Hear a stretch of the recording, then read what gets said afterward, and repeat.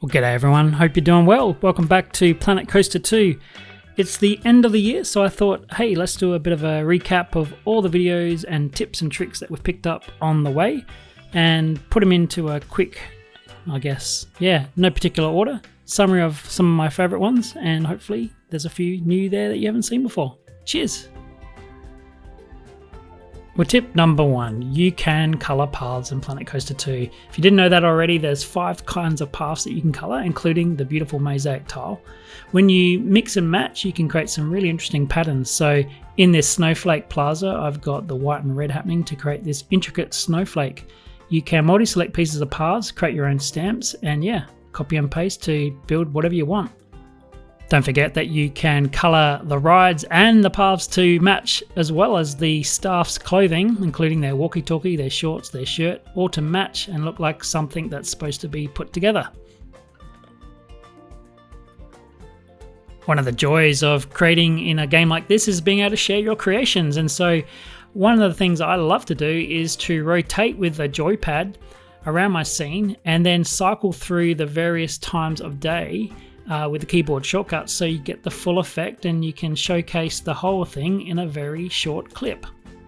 Speaking of rotations, if you take a moving platform like this one and create it as a base for your creation, you can then set the symmetry type of the objects through the advanced move to create things like a reef or Christmas tree, as I've got there. And if you take it too far, you might end up with something like this tornado. So that was a bit of fun. If you haven't seen that video, I suggest you do check it out, and you'll think you'll enjoy it. Well, speaking of complexity, a lot of people ask me, can you add more than 18 drones to the drone show? And yes, you can. And so by combining all your sequences into one show, you can get over 100 drones. And the amazing thing here is with all the lights and the thousands of pieces moving, the game hasn't crashed. Back to paths, I mean, everyone knows that's really where I started, and if you didn't know, we have a ability to create stamps, but they're sort of limited to these large areas. So if you create a grid of 4 1x1 squares and then use the snap tool to shrink it down into a smaller piece, you can very quickly create a very neat one-piece stamp. Take that concept further and you end up with a very teeny tiny piece of path called a path pixel.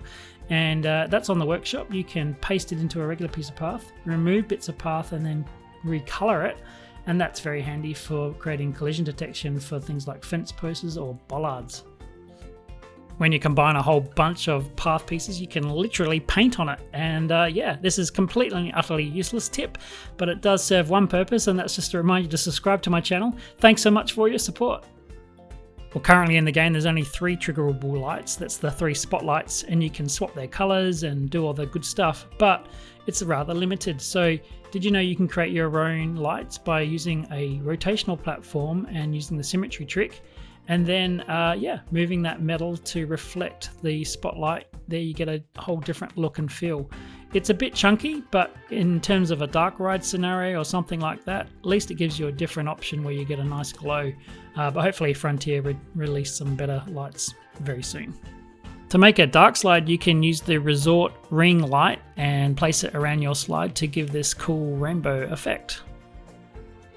By placing a nature path down and then using a regular path on top, you can get rid of the curbs, and by then putting barriers down and burying them in the ground, you can contain your guests to a specific area. And you can create these nice natural spill out areas where if the path gets too full, then the guests have got somewhere to go. And of course the big one, the invisible paths to create a nice natural stepping stone or a raised bridge in the air. This was a huge fun find for me, and what you do is you place a natural path, then you use the advanced smooth tool, raise it in the air, and the very next step is to get the terrain tool and swipe it away, and you have to do it immediately or it won't work. So full details on this one in my video on invisible paths. I hope you enjoy. Creating accurate shapes for stamps can be a pain for both pools and paths, but if you take a square piece of path and replicate it and make your own ruler, it becomes the perfect guide for the draw tool. So here we can use a hexagon to align and make a nice triangle, and then use that to stamp out a very interesting pool shape. Taking that a step further, using the segments, you can then create a larger or smaller triangle based on each point. And so the snapping capability of the paths and pools integrate really well together, and that works for both pools and paths too. It can be a real pain trying to edit paths when the edges are curved, so you can use the rounding tool and set the strength to 0 to temporarily return it to a sharp edge. Then when you're manipulating your paths or pools, it will be a lot easier, and of course you can then re-smooth it. You can create a hot tub by raising a piece of pool into the air, but for guests to be able to get into it, you have to have a path attached, and that can mess with the perfect circle shape that you created originally. So this is the shape you need to make sure you get a round effect. And then you can hide that further by surrounding it with some scenery items like this. And I like to surround the spa with a pathway and then paint on the railing just on this little part here to create a very compelling bubble experience, I guess, with the hot tub steam coming out with all the different effects. It's very inviting after a long day making YouTube, so hop on in. My very first YouTube videos was all about advanced pool techniques, and so you can create some really nice complex bottoms to the pool, and you can watch that video for the full detail. But here's the snapshot. You can create pool parts like you can with paths, and then change the depths of the various edges. You can move pieces of the path in and out to then create a template and then duplicate that and stamp it down just like anything else. And that way you get some very interesting shapes. If you make a wedge, you can then obviously rotate it around itself or snap it into position to create some very nice curved effects too. There's no distribute or align tool in the game, so sometimes you want to find the perfect spacing for a set distance, but the snap tool won't work for you. But if you align a piece like this on the diagonal of a known grid, then you can just move those pieces along the axis to find the perfect spacing. And you'll find that as you rotate the entire piece back to its original position, all those posts will be perfectly aligned between the set distance. And there was no maths involved, just purely moving on what you have. Do rely heavily on other pieces of scenery for getting the right snap distance, and so using these pieces of blue and green, I can find the exact spacing on the outer edge here, and then use the move tool to move those verts approximately where they need to go, which is good enough. Then by taking the individual segments, you can raise them up and then use the edge tool again to create a nice smooth transition from top to bottom. And when you've done that, that's when you can apply your smoothing tool to create a nice rotated round path. Taking that step further, you can create these really nice steps, and these ones are available on the workshop, so you can have a look at that in detail. How I created it is using those segmented pieces.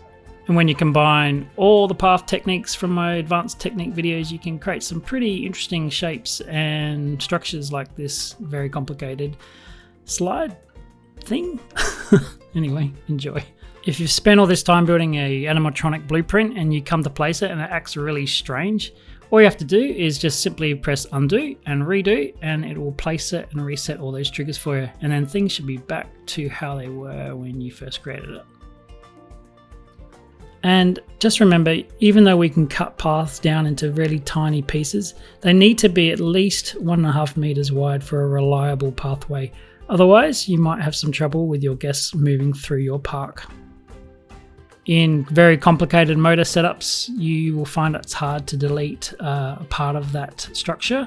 But if you create a separate motor and then attach the piece that you want to keep to that motor, and then you can delete the rest without that also being removed. Okay, well, my final top tip is to go and check out all the other creators on YouTube who have generously supported my channel through shoutouts and other means. So thanks to Mineral, Jonty at Geekism, Leaf, Rudy, who have all given me a bit of a kickstart. Thank you so much, guys, for your support. And also a big thanks to you, my subscribers and viewers who have enjoyed these tutorials. It's been a blast coming along this Planet Coaster 2 YouTube journey. Had a really good time making these for you. I hope you've enjoyed them. I'm looking forward to doing some more in the new year too. So until then, wish you a very safe New Year's and a happy new year. Cheers.